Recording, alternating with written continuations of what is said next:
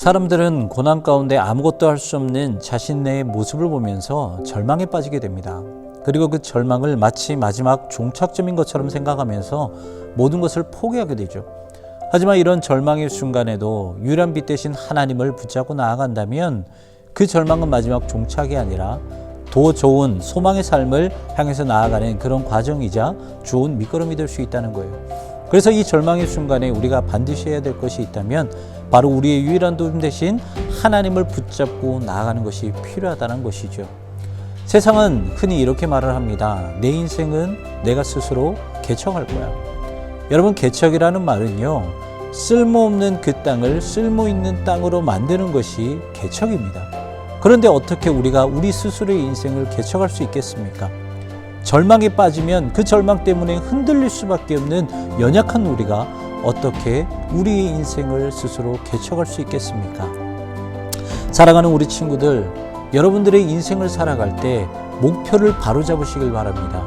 지금 우리가 살아가는 인생이 아무것도 할 수 없는 연약한 인생에도 불구하고 우리가 마치 무엇을 할 수 있는 양 위선적인 인생, 가식적인 인생을 살아간다면 그만두시고 지금이라도 좋으니 하나님께 솔직한 마음으로 나와 이렇게 고백하십시오.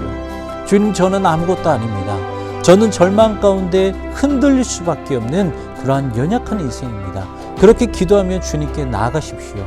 그렇다면 주님께 간절한 도움의 손길을 내뻗는 그 모든 인생을 주님께서는 외면하지 않으시고 반드시 그 손을 붙잡아 주실 것입니다. 오늘 본문은요, 실로암 맹인에 대한 이야기예요. 오늘 본문의 핵심은 사실 실로암 맹인이 치유받은 것이 아니고요, 왜 이 사람이 고난을 겪어야 됐는지, 왜 이 사람이 눈이 멀어야 됐는지, 그것이 바로 이 이야기의 핵심입니다. 제자들은 주님께 묻습니다. 주님, 왜 저 사람이 눈이 멀었습니까? 자신의 죄 때문입니까? 아니면 부모의 죄 때문입니까? 이에 대해서 주님께서는 이렇게 대답하셨죠. 하나님이 하시는 일을 나타내고자 하심이라. 제자들은 평생 동안 이 맹인이 왜 눈이 멀었는지에 대해서는 몰랐을 수도 있어요. 하지만 제자들은 그 맹인이 어떻게 눈을 떴는지, 그리고 눈을 뜨고 난 후에 그의 인생이 어떻게 바뀌었는지는 명확하게 알 수 있었다는 거예요. 사랑하는 친구들, 우리가 오늘 본문을 통해서 깨달아야 하는 것이 바로 이거예요.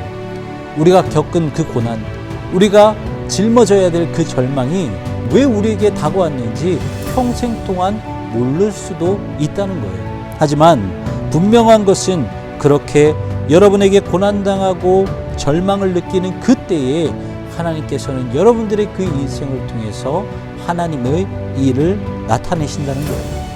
물론 답답할 수 있어요. 하지만 믿음으로 나아가셔야 되고요, 필사적으로 기도하면서 우리의 영안을 열어달라고 하나님께 간절히 기도하면서 나아가셔야 됩니다. 이것이 여러분들이 해야 될 일이에요.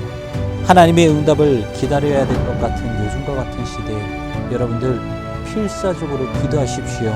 그래서 어떠한 고난에도 어떠한 절망에도 이 사실 놓치지 말고 하나님 붙잡고 하나님께서 이끌어 주시는 그 인생 사시는 여러분들 되시기를 주님의 이름으로 축원합니다.